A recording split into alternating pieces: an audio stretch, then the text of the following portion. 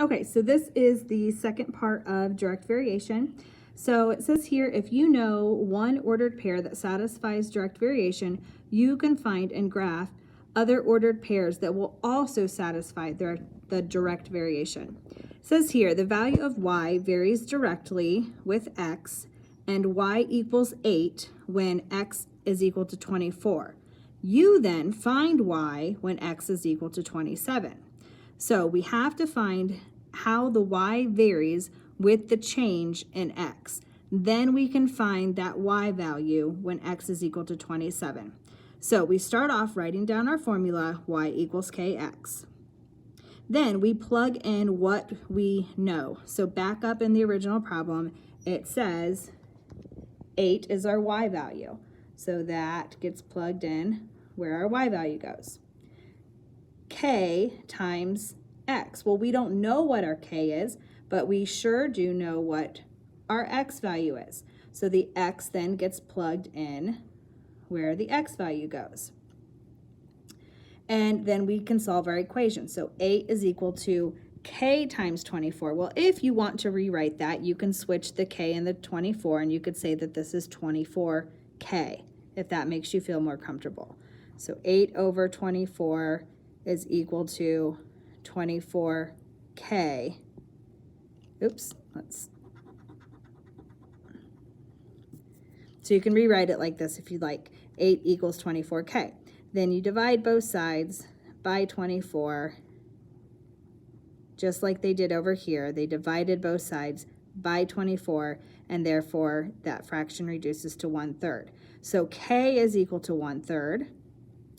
And now they're asking you, back up top here, to find y when x is 27.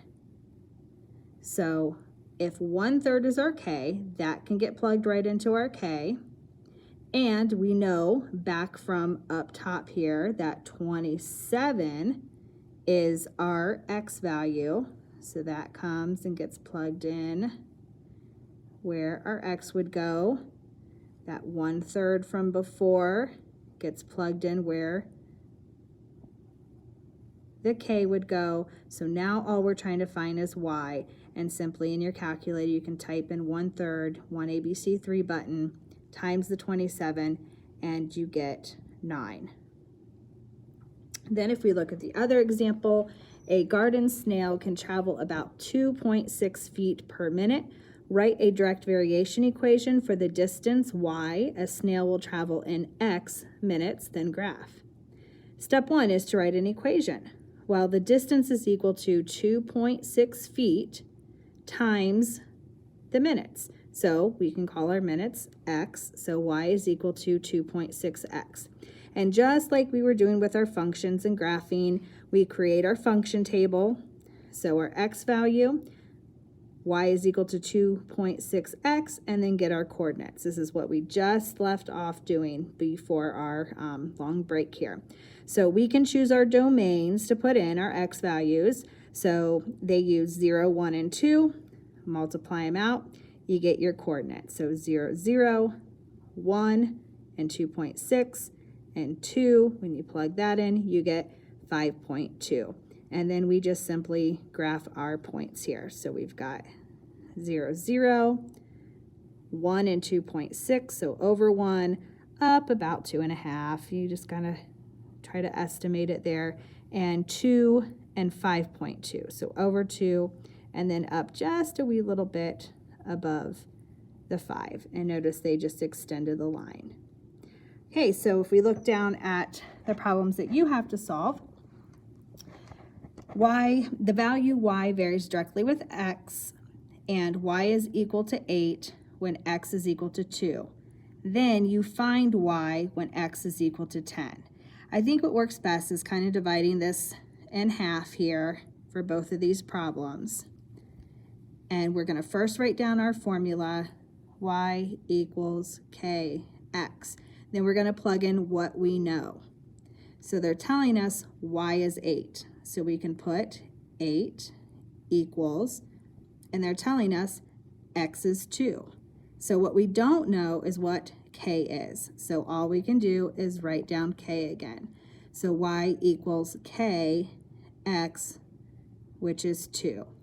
Then if you need to flip-flop that and write 8 equals 2k, you can, but hopefully at this point you can recognize that that's multiplication, and to undo it, we divide both sides by 2, so you get k is equal to 8 divided by 2 is 4. So k is equal to 4. Now we need that bit of information over here. So I'm just going to write off to the side, k is 4, so I don't forget that. And now they want us to find y when x is 10. So just as I did before, I'm going to write down my equation, y equals kx, and plug in what I know. So they told us x was 10. We just solved k is 4, so we're going to put those two values into our equation. So we don't know what y is. So y is equal to 4 times our x value of 10. Therefore, y is equal to 40. And that's what we were trying to find. Look at the second one. The y value varies directly with x. Y is 5 when x is negative 20. So again, start with our formula, y equals kx.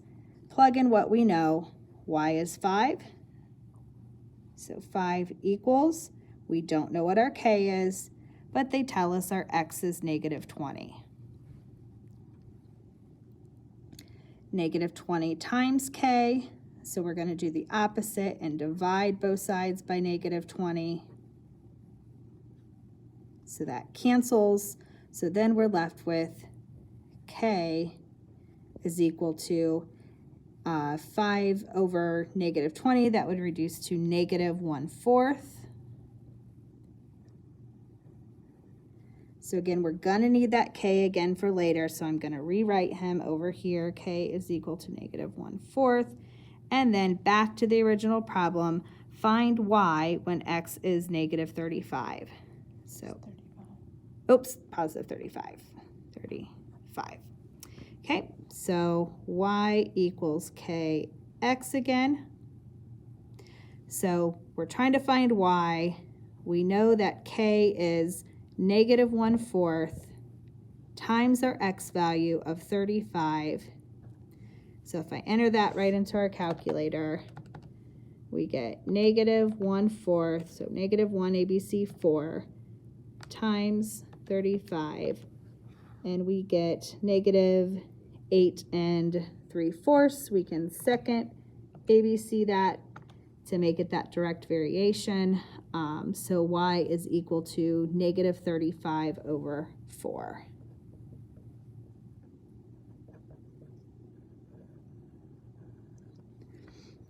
And then last, the cost of electricity to run a personal computer is about $2.13 per day.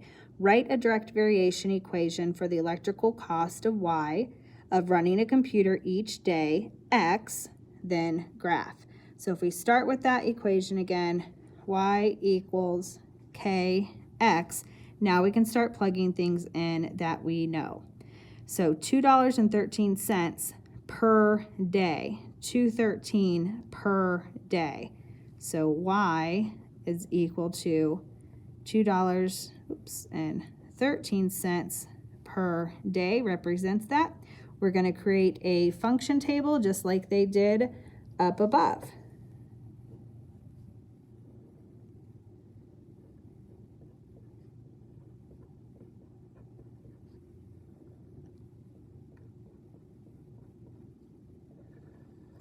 And then we get to choose our own domains. So if I look over at my graph, I see that it's counting by ones, and I've always told you to always start with a 0. You want to find out what's going on at the very base of your graph. So be sure to put in a 0, and then you can decide which other domains you want to put in, whether you want to do 1, 2, 3, whether you want to skip count and do like 2, 4, 6. I'm going to use 2, 4, 6.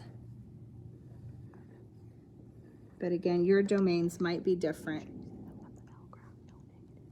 And always remember then, when you do have an L-shaped graph here, nothing's going to be down in the negative, so you only want to choose positive values because your graph only deals with this positive area right here. So 213 times 0, of course, is 0, so we're going to graph 0, 0. 213 times 2. So we get 4.26.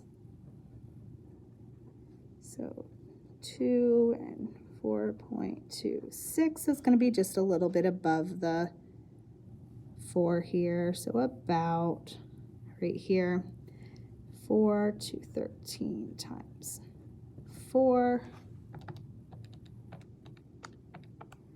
8.52.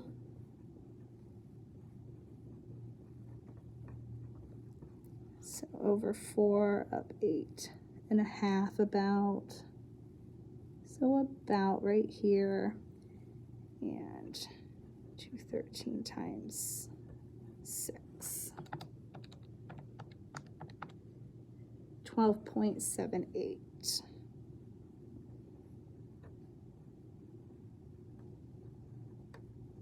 So close to the 13, so over 6 and about 13. So I'm off my graph. You may have chosen 0, 1, 2, 3, and you would be on your graph.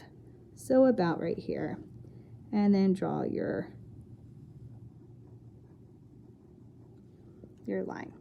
So that completes our direct variation section.